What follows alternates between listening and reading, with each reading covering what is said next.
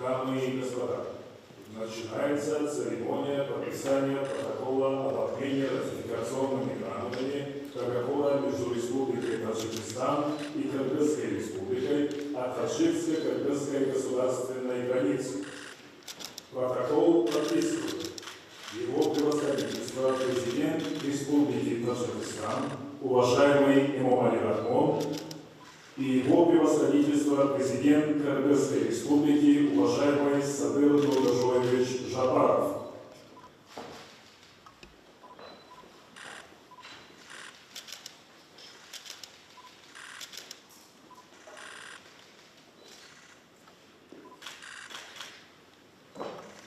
И Его